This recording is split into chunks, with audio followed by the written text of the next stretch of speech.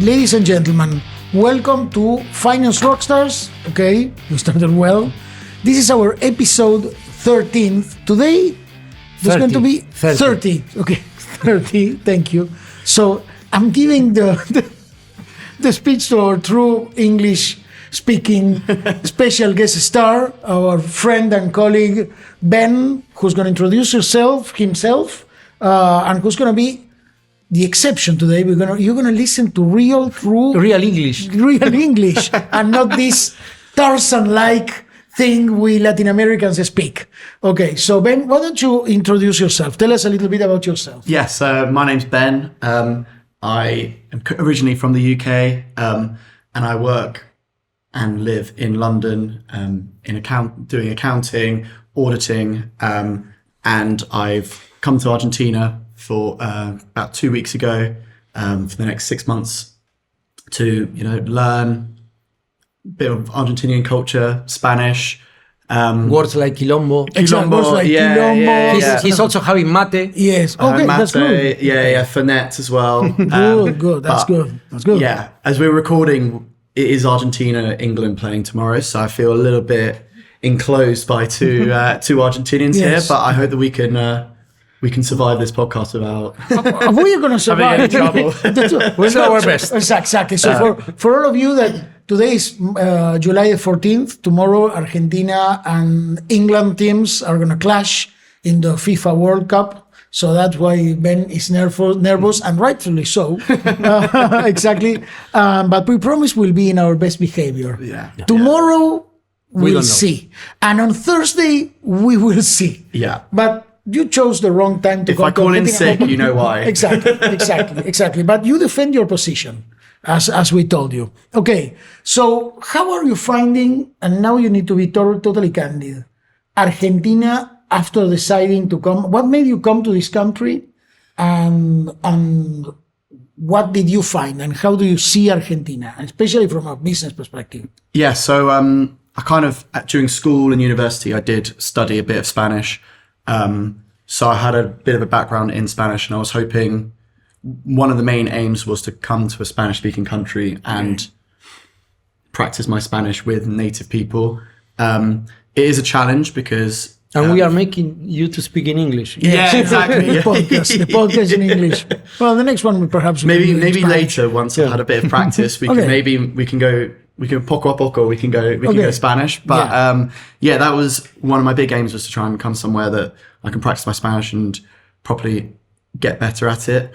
And then, also the firm I work for, Moore Kingston Smith, is part of the More Global Network, along with More Tejero and More Business Embassy. So there was kind of that link that we had, and Matías kindly said that I could spend 6 months here. So trying not to cause too many problems. No, you're not. But I mean, we're getting there. Even if you were causing trouble, nobody would notice. Yeah. There are so many. Yeah. Don't worry. There's 42 million of us, creators and solvers.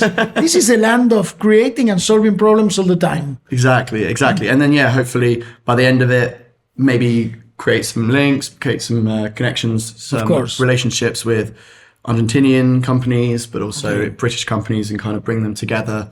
We can continue to Which was your at least your first impression of Argentina during this couple of weeks? Yeah, it's been a whirlwind. Like I said, the Spanish is a bit more different than what I expect, than what I'm used to, because I've learned the Spanish from Spain. But it's been great. I mean, everyone from the start has been very friendly, helpful. You were saying before that the Argentinians are more friendly to foreigners than they are to themselves. That's what we are told by foreigners. Yeah.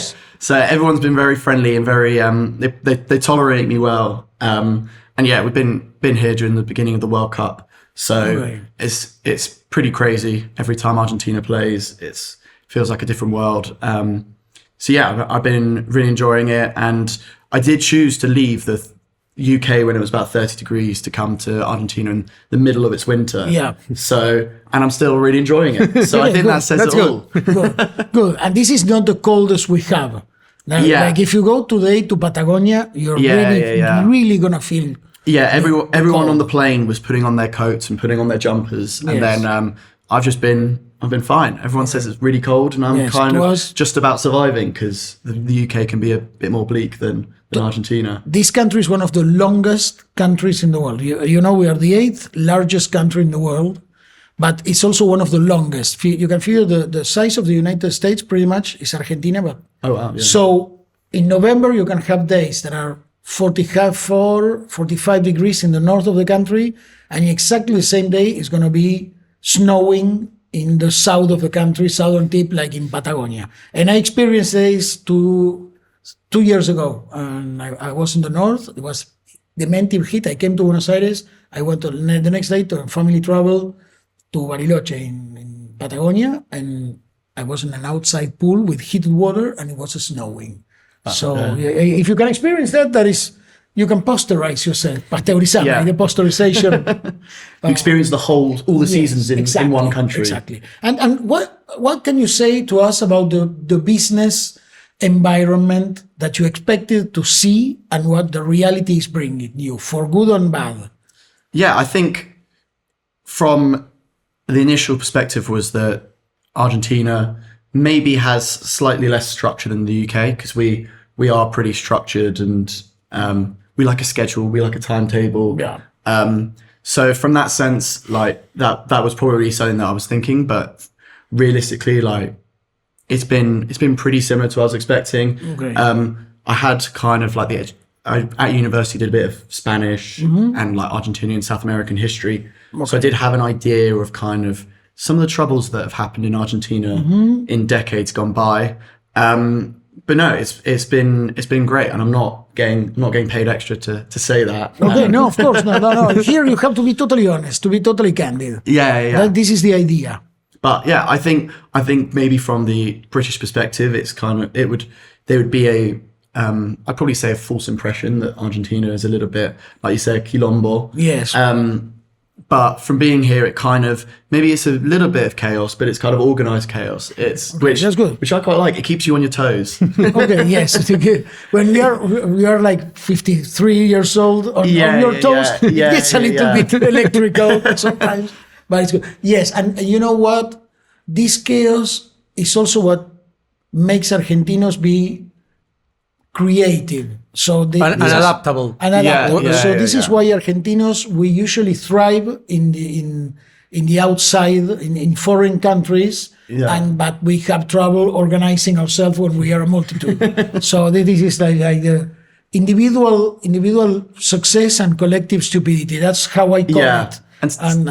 And something I did notice was, so in the UK, it's firmly you shake people's hands, and that's kind of the most human contact you get in a business environment. Whereas in Argentina, it was my first day, and pretty much the whole office, men and women, were coming up to me, kissing me, hugging me.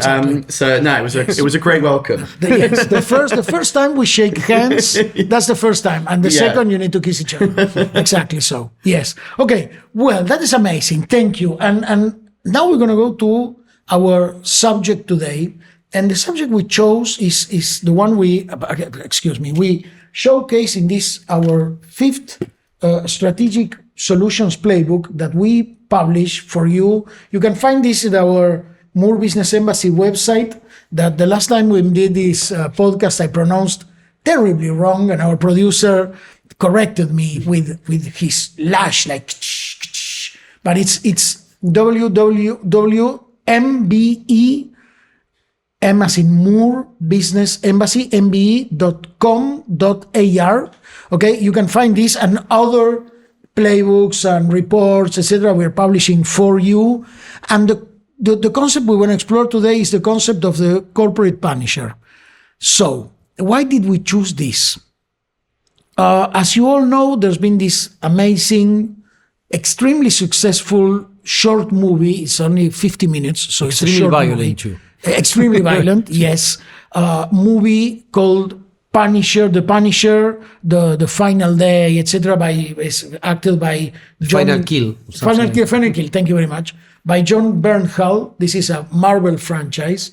It's like a an extra to the Punisher franchise. The Punisher is this man who has his family killed, and he begins on this murdering rampage.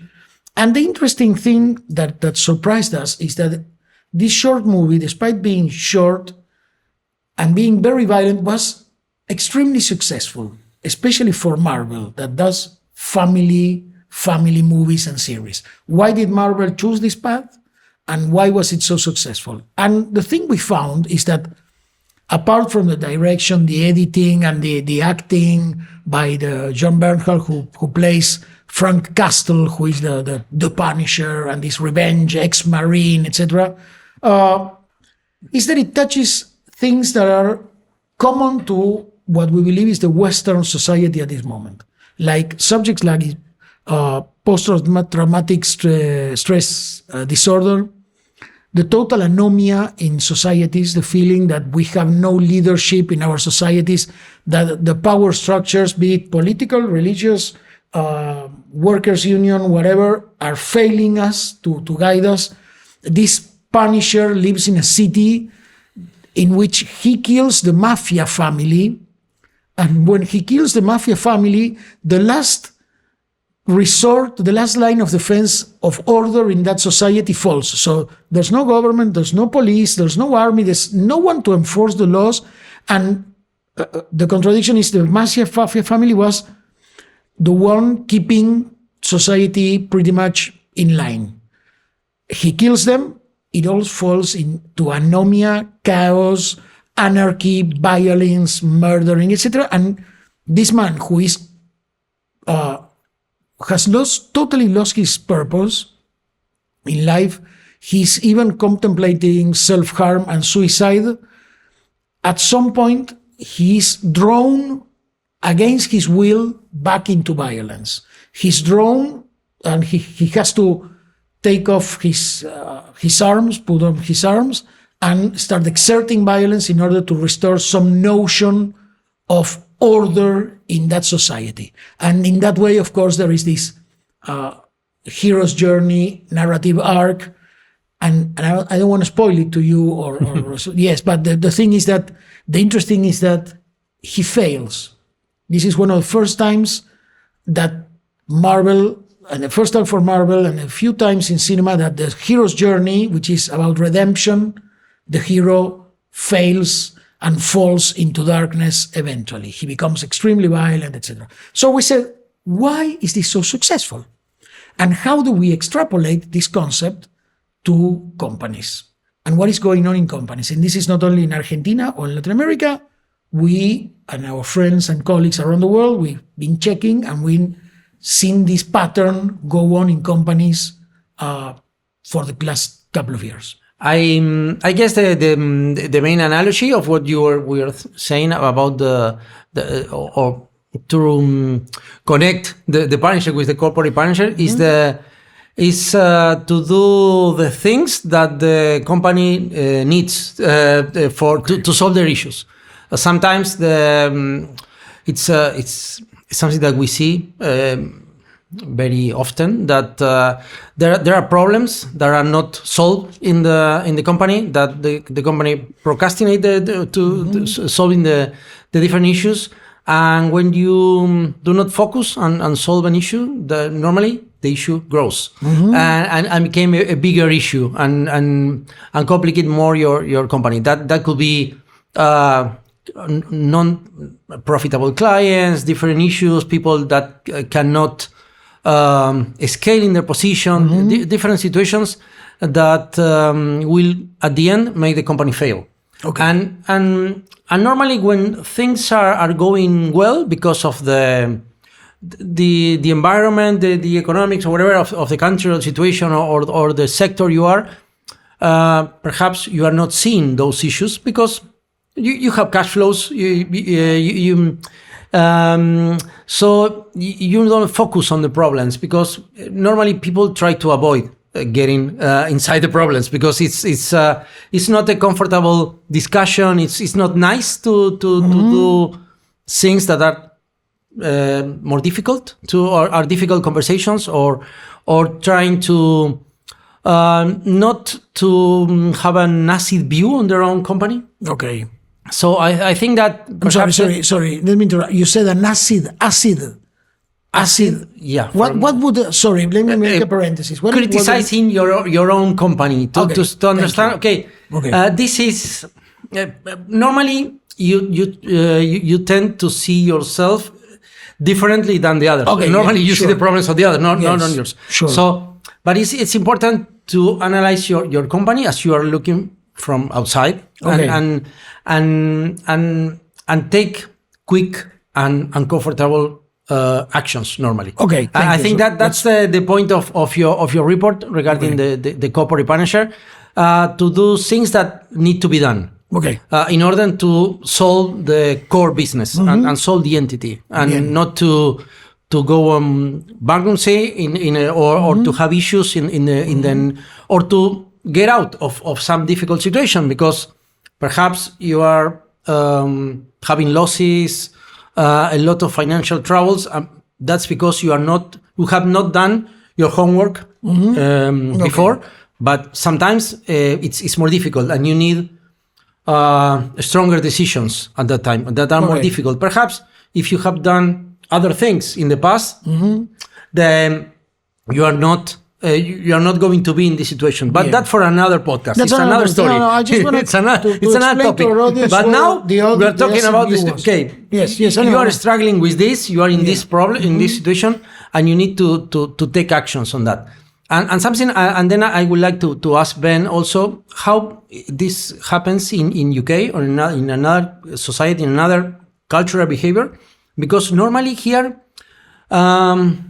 we don't like troubles, we don't like problems, so we don't like solving them. We try to avoid them and pretend that they don't exist. We put our heads, they are not there. Heads in the sun. Hands in the sun. So normally people try to avoid those issues, not solving them, but just thinking something else. Yes. And that what makes the problem with that is that the original issue became bigger and bigger, and then it's more difficult to solve them. And they have more collateral effects, more contingencies, more cost.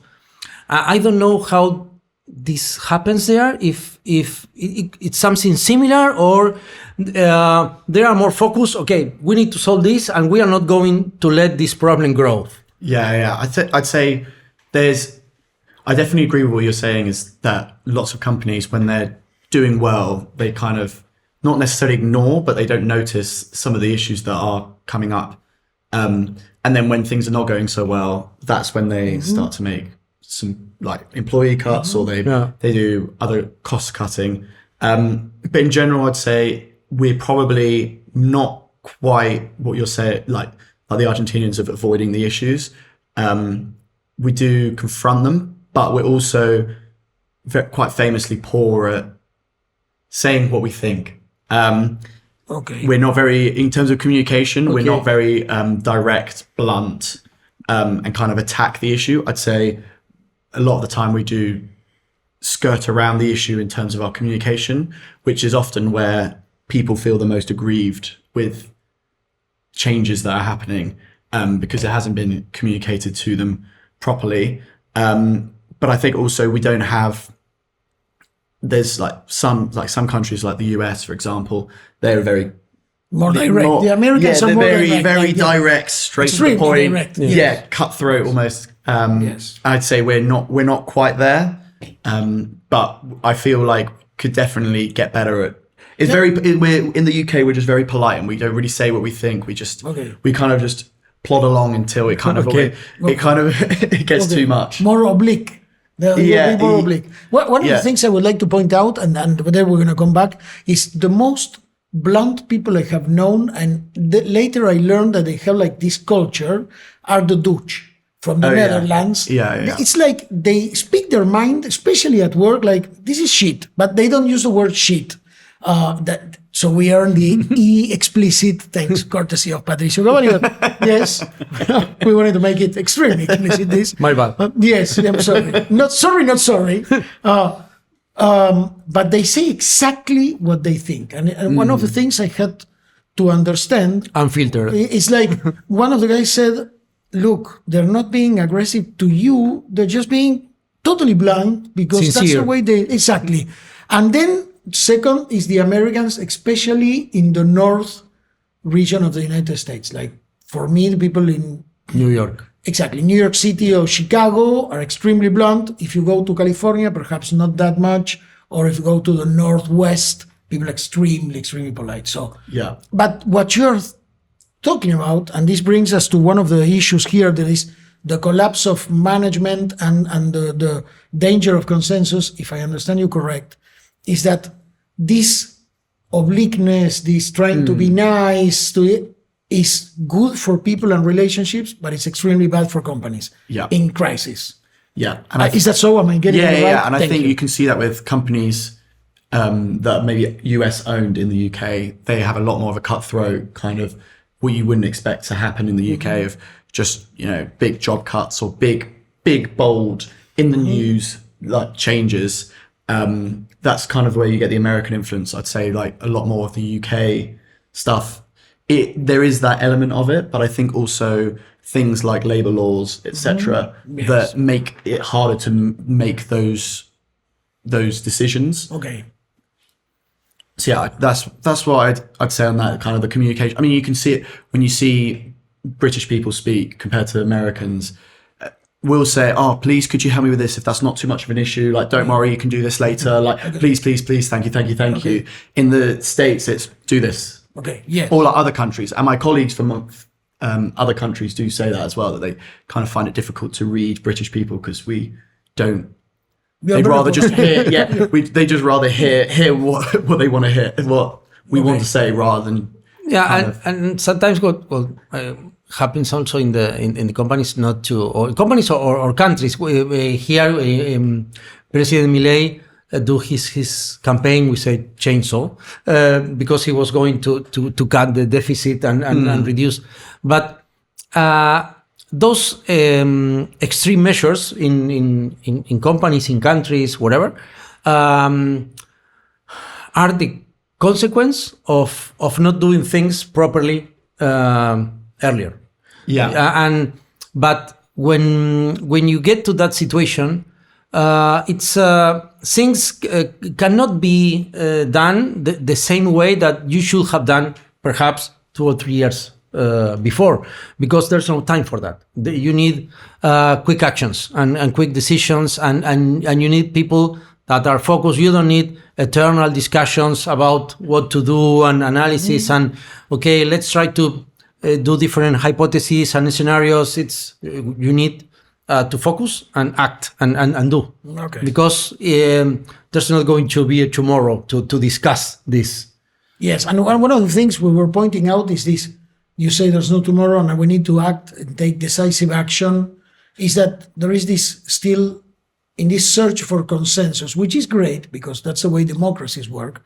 But in times of crisis, of astringency, of margin poverty, and this happens all over the Western world at this moment, there is not that much time for debate and consensus. At some point, it's like in a fire.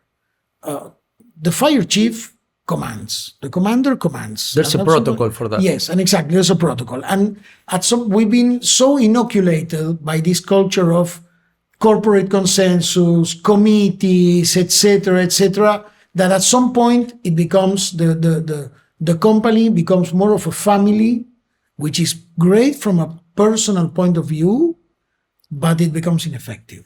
Not inefficient, then ineffective. Is that right? Is that what we're seeing? Not necessarily that's good. That's not necessarily that's going to happen, but okay. But what is definitely going to happen if you don't discuss and solve the issues, because exactly. if the board just pretend things that are not happening, or they're going to solve itself the problems with something that we don't know is not going to happen, then sooner or later you are going to take more extreme measures to solve those issues, and that's because if not, and you're going, perhaps you're going to get run out of business in a very short period of time if you not solve things, or also if you don't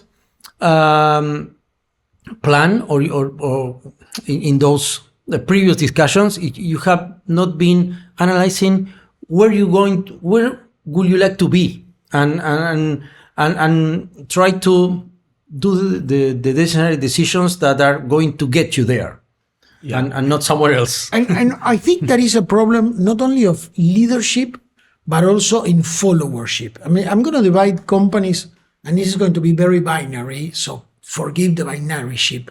But let's cut the companies into leadership and people who follow. Everybody leads, everybody follows at some point, but the C-suite, the C-management, C-level, and then the people who are operating.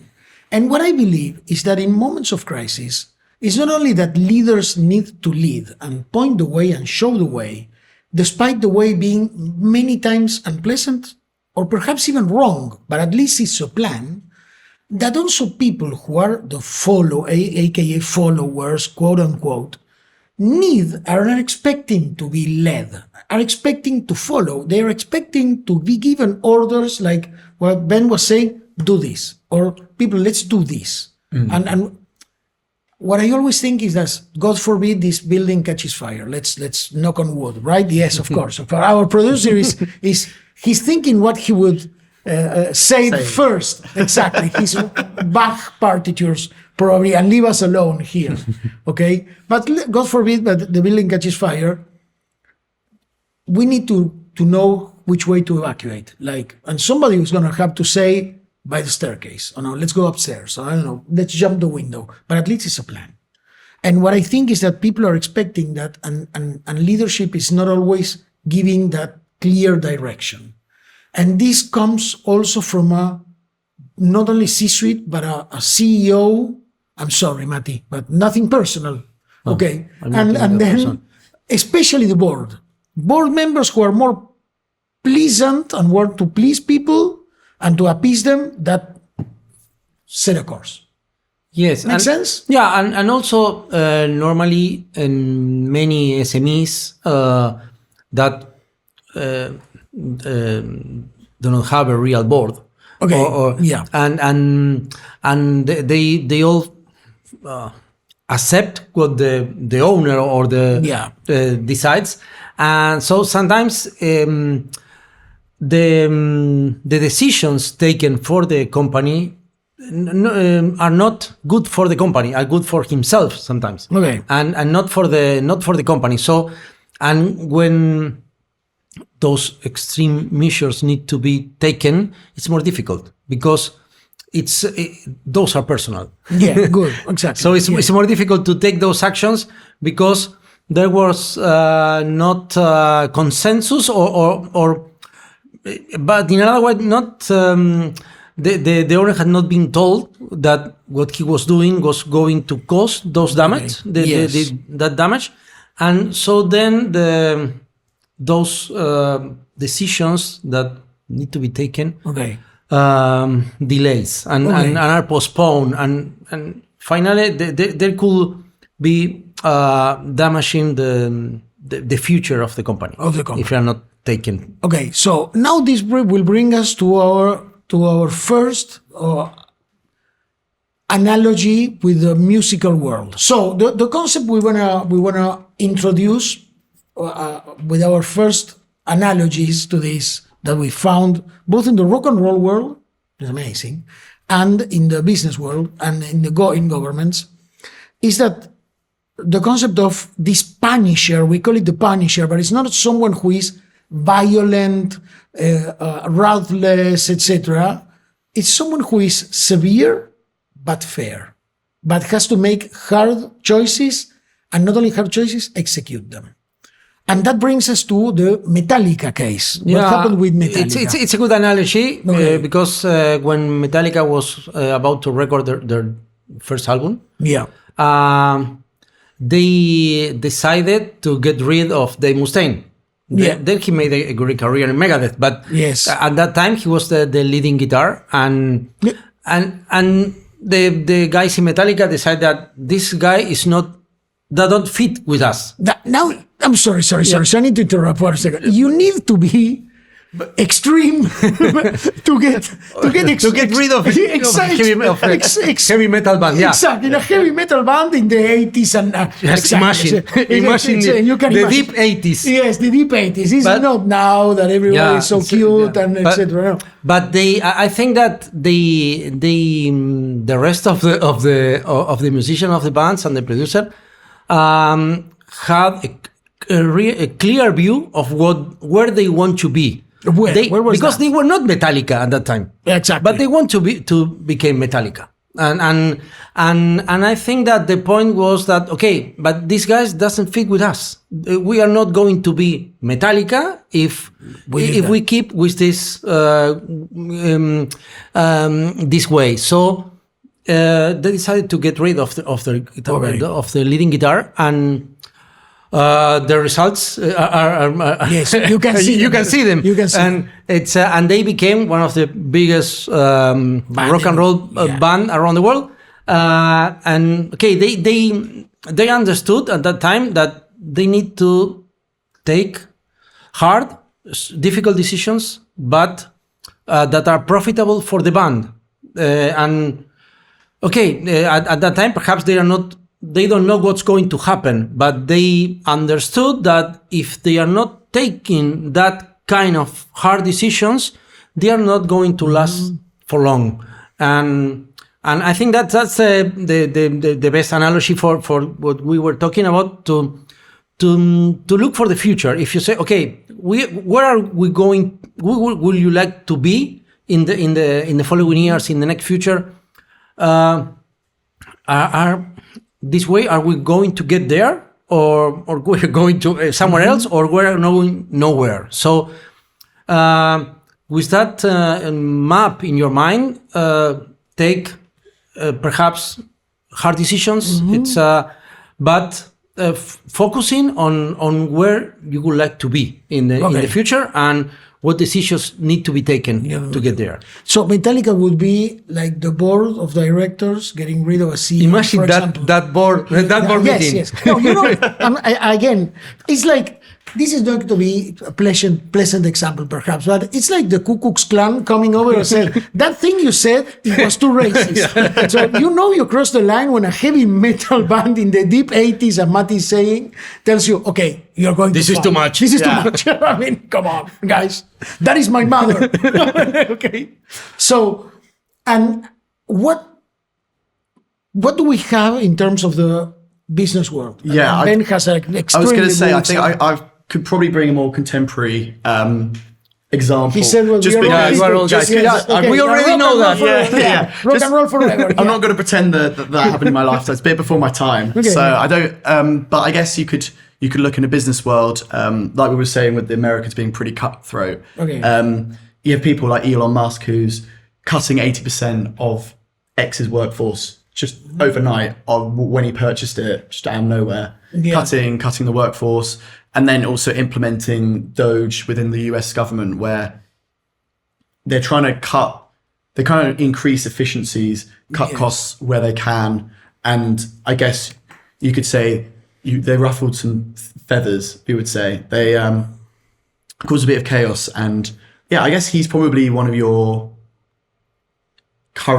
more current Punisher examples. Okay. I mean, whether you like him or not, don't want to get too political on it. Well, okay. In terms of, he's doing a lot of what people would consider not great things to try and, in his mind at least, improve the situation that he finds himself and how the US economy is finding itself. Whether those results are actually coming to fruition is a different thing. And I guess you could also bring back a bit of British to it. Is, I would say, kind of we had a similar story with Margaret Thatcher in the 70s and 80s, where she came and she kind of tore apart the trade unions and completely changed the UK economy landscape. Again, not going to get too political on that because it's still fresh in people's minds. So whether you like it or not, but in terms of a Punisher in the UK, I would say that she's probably someone who has had that kind of effect on the UK. So let me try to fragment a little bit this. So what you're saying, for what I've read, and this is where it gets interesting, Elon Musk is an amazing businessman. We've just seen it with his SpaceX IPO, Grok. We use Grok technology as artificial intelligence. It really helps us with our research. In fact, part of this has been research in Grok, etc. Now, this is where it gets messy. When you cannot analyze something from an economic or business standpoint because it gets too political. I understand that with Prime Minister Thatcher, as well as with President Milei now in Argentina, etc., those are political figures. But Mr. Musk, if we see it purely from a business standpoint, it seems that he achieved a lot. Like X is now a more efficient company. It doesn't lose money. It's earning money. It's working. It is not flawed. It doesn't have bugs every day and it crashes every day. It works. It's fully integrated with Grok. And the IPO has been great. So the market is responding. So this means that the Punisher can be efficient.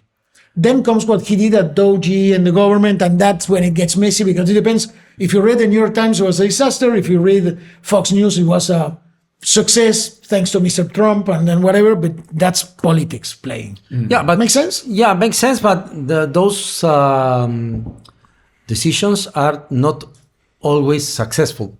Okay. Because you still have the challenge not to become the elephant in the tiny shop, okay, or taking wrong decisions that has a lot of collateral effects. Okay, and that's I think that's a tricky situation.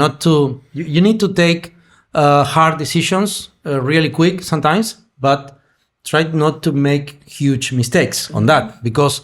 Could be could be worse. The remedy could be worse than the illness. So I think that's something that and need to be something considered. And normally the main problem for that is that when you are in those challenging environments or difficult situations like we have here in our country to inflation or what something that we have been discussing in other episodes of the how to change your business model because you were operating in a really hyperinflation environment, then you change so you need to adapt or change your business model without and for that you need to take hard decisions and not to make huge mistakes on that because in those situations there is no business model to apply because it's something that need to be analyze case by case and each situation, and there's no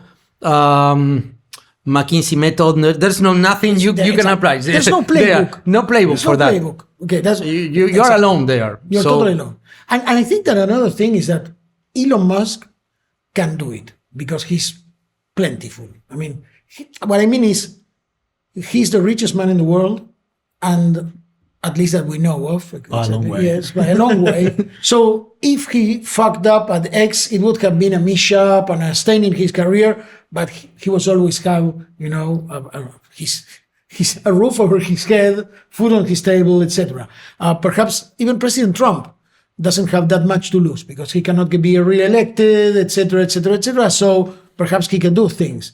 Then comes the other part when people need the job, and they are not so eager to become the Punisher because if they fail in this administration of punishment and this chainsaw method, they're going to lose their jobs. Yeah, they will be punished by their own decisions. Yes, and then become an evil in the market, etc. So, what? So I was going to say that I think it's important. I know we're talking about political people or people in large businesses, but I guess in SMEs, like it's a bit more of a balance of not disenfranchising the shareholders, the customers, the employees, the suppliers, and trying to balance all those different stakeholders. Because if you're taking it too hardline, then you lose the morale of your employees. You might lose key clients, key customers, shareholders might eventually sell and lose value there. So I think although you are correct on those people, because they're so big, they almost have nothing to lose now. They can do what they want, but to take it to an SME kind of perspective, that's it's another world. Yeah, exactly. You have a lot to lose. Yeah, exactly. Yes. And let me point out another thing, that is SMEs are usually, and there's nothing intrinsically wrong with this, but are usually, especially in Latin America, family companies. Yeah. So the company is the family baby. And if somebody fucks up with the company or makes something that is not pleasant to the whole family, you can imagine that Christmas Eve. Yeah. Okay. The grandma's birthday is going to be hell. It's going to be hell. So that is also important. And even if there is consensus, or if there were consensus in family-owned business, it becomes difficult because it is the family baby. In fact, it is part of, many people refer to this company founded by grandfather or great-great-grandfather as part of the family. And it is totally understandable. And that brings us to one thing that I wanted to explore, that is and following with the metallic case and etc. That is the fact that many times we managers need to get rid of this raw talent. I mean, there is this search for talent, this culture of retaining and finding great talent, etc. But at some point, talent, even great, if untamed, and it cannot be properly focused, becomes a toxic asset. Yeah. And toxic leaders. Exactly. And what do we do there?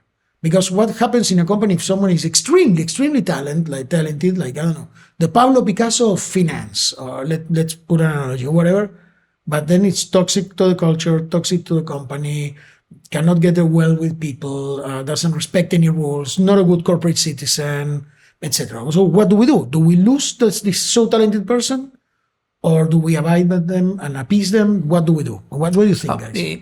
I think that taking the case of Metallica, is that guy going to behave properly to fit in this in the culture of this company or not? Mm-hmm. Because if it's extremely talented, but it's going to keep being toxic, mm-hmm. There's no future on that. So I think that it's important, as we have been talking, to understand. It's like where do we want to be, mm-hmm. in the near future? Is this extremely talented guy will be with us in the future, or not? It's impossible to make him or her behave like or understand the patterns of our culture and our company. I think, and of course, it's a really hard decision because it's really talent, but something that taking to another side that happens in some football teams, for example, you see some extremely talented players and say, why why he's not playing in the team? Why is he's not selected for the national team? It's a great player, but perhaps it's not good for the team because it could be toxic. That's another hard decision. Okay, I am not going to call this guy for our team because we need a team, not just a talented guy that could affect how the others play.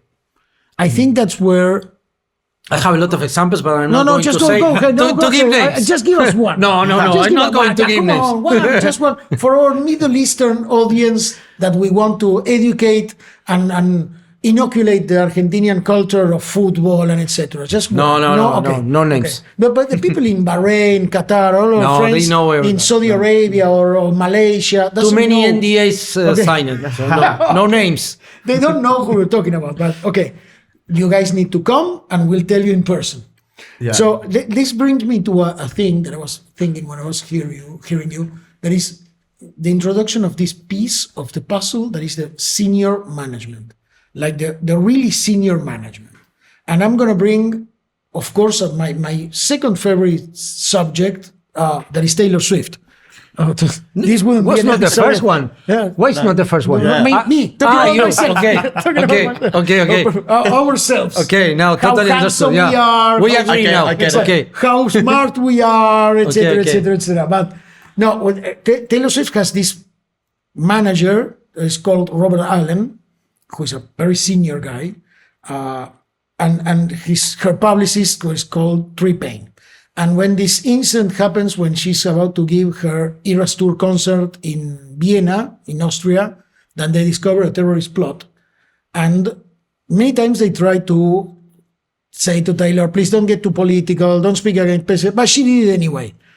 This time, it was like mandatory. The Austrian authorities asked her not to say a word. They just canceled the show and that's it. And they sat down with her and said, we know how much you love your fans. We know how close you are to your fans. We Swifties refer to Taylor as Mother Taylor because of the caring and how close. And they said, you cannot speak a word about it. You don't say a word about this. And she said, I want to talk about it because we need to talk about terrorism. We need to talk about violence. You cannot say a word. And eventually she didn't. There was no gag order from the authorities, etc. It was just policy. But that came from someone who is young, like she's 34 years old. She's not that raw talent, but from someone who is extremely senior. Mr. Allen is 65, I guess 66 years old. So he has authoritas. And that is when the senior management must come in and chip in and put the boundaries and the guardrails into a company. It can be to an artist, it can be to a football player, whatever. And I think that's that, to bring it back to football, is in the England football team. Yeah, so like for example, in the England football team, we had at the end of last year, we had Jude Bellingham, and this is purely based on what the UK press has said. So I'm not going to say this is going to 100% true, but we know people, and you're putting it on the media. Yeah, my contacts. So let's say the truth. The speculation was that he was causing kind of a bad vibe amongst the team. He was thinking he was the big shot because he was at Real Madrid and he was the main guy, etc., etc., etc. And then Thomas Tuchel, our manager, who we've still got now, he dropped him, and everyone was saying, you can't drop him. He's undroppable.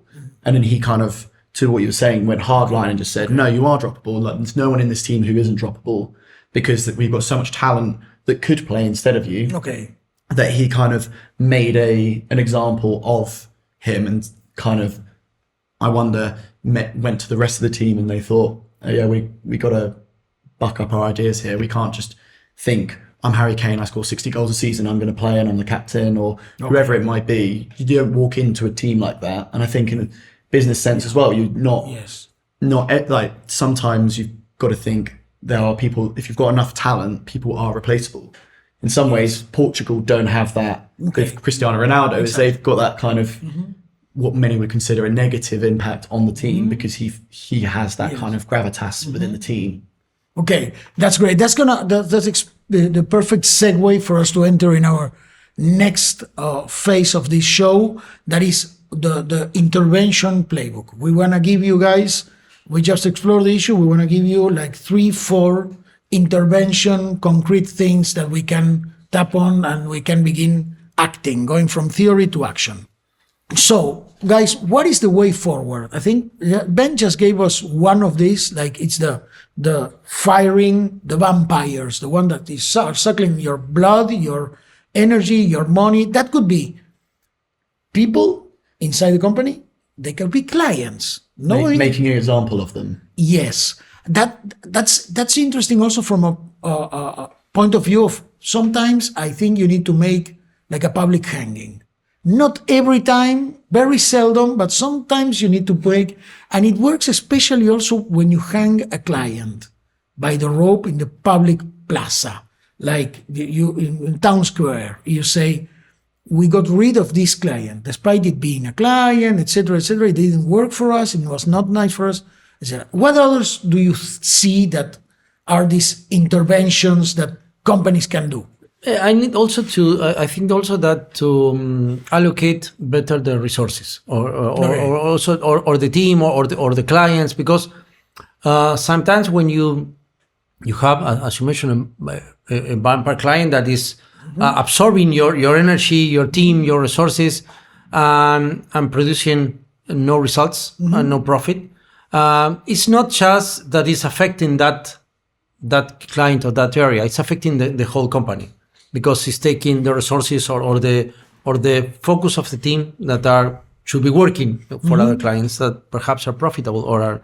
So it's important also to reallocate the resources, and because you need to make the company keep going forward. So you need to reallocate your business resources and focus on the clients that are really profitable or are good for your business. It's not just profitable. It's because perhaps it's a long-term thinking. It's not just you're profitable now, but it's a client that is good for your business, that fits your culture, validate what you do. That's also important, because those things are going to make your people work happier, to have a better culture, to better fit, a better relationship with those clients that are going to elevate your company to a next stage. Okay, so it's not only about the money, and this is very important. It's not just show me the money. I think it's something that you need to think in long term. Of course, you need to be profitable, because not if you are going to get in bankruptcy. But no profits, no company. But it's not just you need that. The problem is that the client is not profitable right now. It's something that is affecting your whole company, because it's taking more resources. It's not valorating. It's not have a good relationship with your staff. It's not valorating what they are doing, their effort. Those are things that are making your company not to empower or growth. Yes, Mati has a great word for this that I just learned a couple of weeks ago. That is empiojar. I'm going to say in Spanish and then translate. The empiojar la relación. Well, that means piojos are lies. Empiojar, you can explain what it's difficult to explain in English, but it's something that to mix up the relationship, to make to make a toxic relationship with that, and not only to it's like enlighten or lighten up. Yeah, but it's creating license in the relationship. Affecting but the collateral effect of that, because it's affecting the way you are working or operating with other clients, because perhaps they are taking the resources that other client deserves to be for the service that they need to be rendered. So that's perhaps the explanation. I don't know if empiojar it's a difficult word to be translated. No. We're gonna write it down. Can we put some? I'm asking our producer. Empiojar. You're gonna read it so you can begin using it. Analogy. The analogy. Something like that. I'll be using that in the office. Yes, you're learning a new Argentinian word. Yeah. When you go back to London, you can say this client is empiojando, and people are gonna say you went to Argentina. Yeah. Exactly. This is what a lot in Argentina.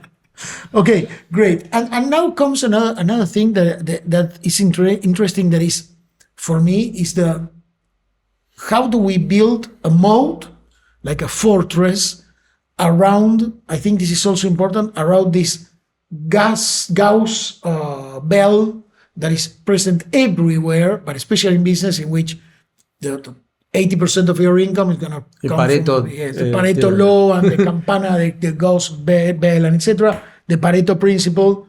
And we need, in these times of crisis, and crisis can be money, can be bottom line, financial, it can be cultural, it can be people being fed off and pestered, mindy, can be, etc.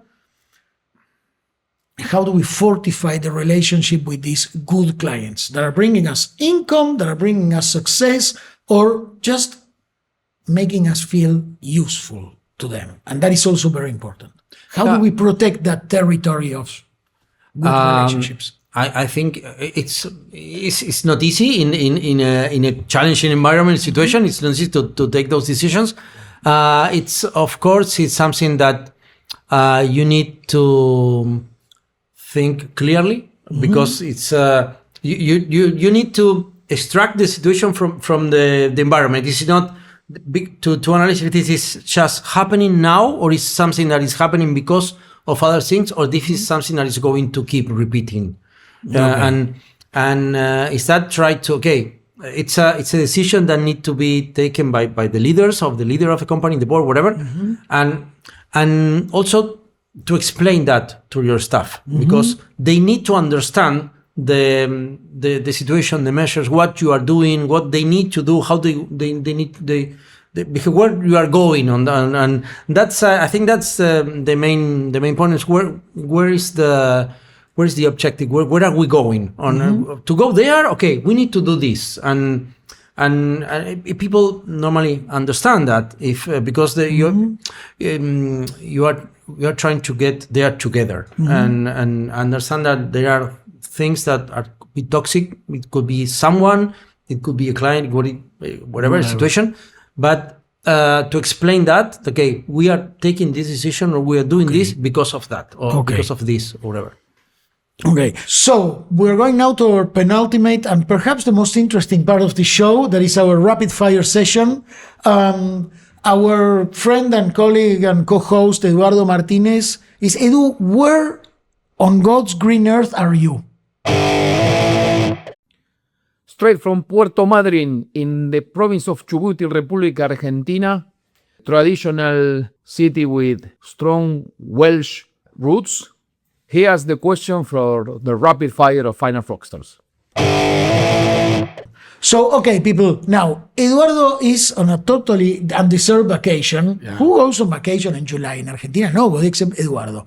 Okay, and our producer, he's going to New York City. Wow. Oh my God, yes, New York City boy. Edu is there not only having tea with the Welsh community, he's also, I'm sure he's having whiskey. He's avistating the whales. There's this, you can go in the South Atlantic. And I want to say a special hello to my former student, my friend Isabella, who lives in Puerto Madryn and has a family hotel and tea house, and she's getting married. Wow, congratulations. Yes, to a very lucky guy. He's very lucky. I told him. I don't know him, but I told him. So now we're going to make in Eduardo's name the first questions. Eduardo wrote this down, but he went on vacation, so we're going to ask in his name. So, first question for Mati. Metallica with Dave Mustaine or with Kirk Hammett? I think that because of what have been talking about, but it would be good to see what would have happened with Metallica with Dave Mustaine. But okay, so because Megadeth did well also. Yeah, a little low. Okay, but you never know. Who do you choose? Choose one. It's Kirk Hammett. Kirk Hammett. Okay. For Ben, fish and chips. You need to be honest about this. Fish and chips or choripan with papa fritas? It's got to be a good fish and chips. Okay. Lots of vinegar, lots of salt, mushy peas. Okay. By the sea, fantastic. Okay, great. Okay. He didn't have enough chorizo. He deserves a proper asado. Yes. He should go. I will ask you another question about football. Okay. Have you ever seen Maradona playing? Or play, or you're too young for that? I'm a bit too young for Maradona, unfortunately. So, because I was going to compare Messi with Maradona, it's something that everyone here says Maradona over Messi, so I'll take their words for it. Otherwise, what's the? Perhaps you haven't seen him playing live on stadium, but. Which is the general consensus there in UK? Maradona or Messi? I think in general people still remember the hand of God in 86. Of course. So who wouldn't? Especially Peter Shilton. Yeah, exactly. So I'm for the Brits out there, I'm going to say Messi. But everyone in Argentina says Maradona. So it's a split. But I think that the problem for Peter Shilton is not that Maradona strike a goal with his hand, but also he wins him with his hands. He's a very short guy. He was a short guy. And Peter Shilton is like 2 meters, something like that, with his hands. And someone that short also was able to beat him jumping. We're very good at forgetting about the second goal as well, which could be the best goal ever. So most definitely is the best goal ever in world history. Yes. But yeah, Matías, what would you say is if you could have one British artist, band, singer you could listen to the rest of your life? Only one. I guess the Rolling Stones. Rolling Stones. Okay. That was very hard. Yeah. That was very difficult. But I take difficult decisions fast. You see? No, it's okay. You make your. I'm used to. The musical Punisher. The musical Punisher. Okay, that's a Rolling Stones. Okay, we're gonna go with Edu's. I have another one that Edu For me? sent for you. Here it comes. I know where this is going. Yeah, perhaps you don't know. We have already discussed this Metallica issue, but the Beatles had a similar issue too. Yes. So he wants to know if you prefer Paul McCartney or John Lennon. I 100% times Paul McCartney. I honestly respect Mr. Lennon, may he rest in peace, but I do not like him. I do not think Mr. Lennon, respectfully, was true. He was not, I don't think he was honest. He played the hippie, the I don't care about money, etc., but he was very mean to the band. He had his attorneys act like masting dogs, like attack dogs in matters of money. Then he appears in the Imagine documentary saying, "Oh, thank God the issue with the money was resolved," but his lawyers and accountant were very heavy, and he had the right to do so, but he played the hippie and he was not. And he was extremely mean to Paul McCartney, who has, you may like his music, not, but he was always, every single time. Authentic. Yes, and a true gentleman. Because say what you want, but I don't think you can say anything wrong about Mr. McCartney, but he is 100% a gentleman. And he's always streaming what he believes for world peace and etc. And John Lennon attacked him. Then they made peace and became friends again. But I honestly never liked John Lennon very much. So, sorry, long answer. I don't know if it was expecting your answer. But that's true. You open a can of worms, but I feel about that. It's like when I saw the movie Imagine, which is here, I said, this guy's not being true. He's not being honest. He wants the money, and it's fine that you want the money. But what? Then he went with herpes and in bed with Yoko Ono, but he did nothing like, he did not act legally. He did not propose laws against drafting, against the Vietnam War. I don't think that was great, going to bed with war is over campaign, but that was not true affirmative action to stop a war. That's what I think. Okay, yeah. Sorry. And okay. My mind. And something more contemporary, if because there might be younger listeners out there. Okay. Seeing as you profess to be a big Swiftie, I am. what would you say is your favorite album, era, song, it's whichever comes easiest to you? Very difficult, but for me the best song is our Swiftie national anthem, with this All Too Well 10-minute version. 10-minute version. Wow. Yes, the 10-minute version. I could sing it whole 10 minutes. No, it's not necessary. But I don't think it's going to be necessary.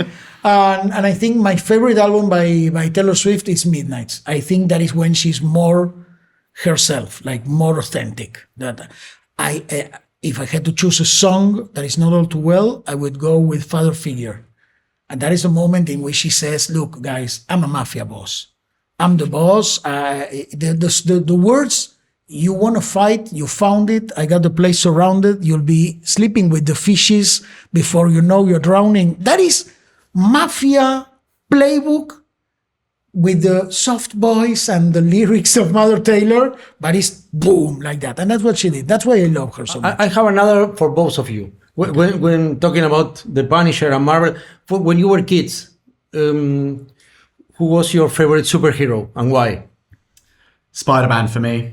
Always big fan with the cartoons, the Tobey Maguire films, Andrew Garfield, Tom Holland, Marvel, all of those.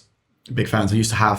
I might still have it in my room somewhere at home back in England, some Spider-Man memorabilia. So Spider-Man for me. I have I don't know if it counts with like being a superhero, so I'm gonna divert a little bit. The first answer would be, why be yourself? Why be yourself when you could be Batman? So for me, it's Batman. That's first. I'd say it's a superhero. No, but then for me it would be a character from Star Wars that is Obi-Wan Kenobi.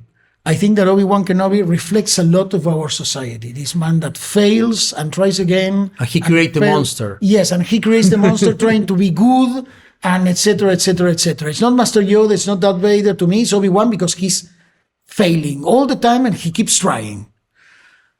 Nevertheless, Bane. To me, from the DC franchise, all of the franchises, he's not a superhero, he's a villain. Super villain, but Bane is amazing in both the comics and, of course, the Christopher Nolan movies.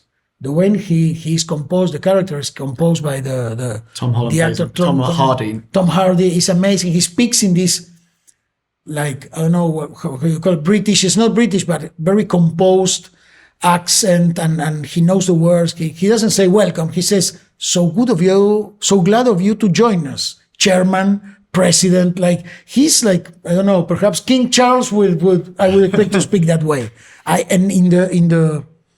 In some of the comics, Bane is so good at managing Wayne Enterprises and so good at managing the city when he takes over that the board and the people want him to stay. They don't want him to go away and say, to me, it's amazing. So that would be my answer. I'm giving long answers. I'm sorry. Don't worry. You're touching very, very close to my thought issues. I love this. So, okay. So the other question for you, Mati, would be, this is shorter. Master of Puppets or Load from Metallica? No, Master of Puppets. Master of Puppets. Yes. Definitely. Okay. One of the best albums. Okay, so I'm going to continue. Enter Sandman or Winnie the Jars? Winnie the Jar. I will choose another songs, but for those, Enter Sandman. Enter Sandman. That's amazing. It's Okay. great song. So, Ben, if you had to choose between, I'm going to go with food. I am pretty hungry right now. If you had to choose between milanesa in Buenos Aires, milanesa or pizza, what would you choose?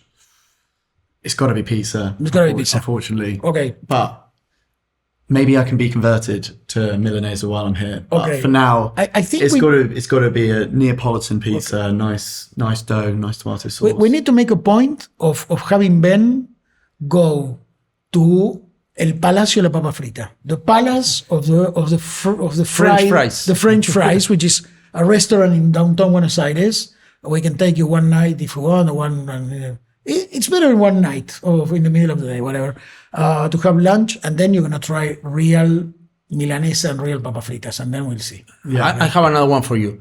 Not too cold beer, like in a British pub, or chilly beer, like we drink here. Oh, I do like you kind of sometimes a lukewarm beer in the UK, but something like there's nothing quite like having an ice cold beer, glass straight out the freezer. You can see the condensation coming around it and you're on holiday, the sun's out by the beach or by the pool. It's got to be that. It's got to be an ice cold beer. Okay, you're gonna be here in Argentina in November. November is the worst month and the best month of the year because it's still springtime, but it's very hot because the sun decides all of a sudden to heat Argentina from one day to the one day is going to be 4 degrees Celsius. The next one is going to be 32. And you're going to have a chance to enjoy a great frozen Argentinian beer. I'm looking forward to it. Okay, we'll see you in November. Yeah. I'm making a list of all the things we need to have Keep Ben them coming. go through. Keep them coming. Yes, have him go through. Okay, people, we're going to wrap this up. So, first of all, we are being produced by our chief producing officer who couldn't be here. It's Victoria Capdeville, who is now taking over as our producer. In fact, she gave us a script. That is amazing. This is the first time in 1 year and a half, pretty much, and 30 episodes that we have a script. Apparently, you guys go off script a little bit. You go on some tangents. Yes, but it was like going drunk in a highway, but at least we were in a highway. Yeah. The last parts was like, going with the gondola, I don't know how you call the Venice. Yeah. Okay. And our producer also is Ignacio Nacho Herbojo from Caja Mágica Studios in Buenos Aires, who has been with us for these 30 amazing episodes. So thank you very much, Nacho. And we are your hosts. We want to share again our strategic solutions playbook. I'm not going to give the address. There are many others also. Yes, and there's energy playbooks, energy reports. We have media reports, marketing services. What else? Energy, mining. Yes, Formula One. We talked about Formula One. Elevation. The Elevation program. Exactly. We have one about the relationship between Argentina and the Middle East. That was our last episode, 29. We are producing reports about Argentina and France and the French-speaking Francophone countries. And we are working on another in the gateway between Argentina and Asia. That's China and India. And we're going to close this up. We are Matías Tejero, Ben Soden, Patricio Cavalli, and it's been a pleasure to be with you. See you on episode 31. Thank you very much.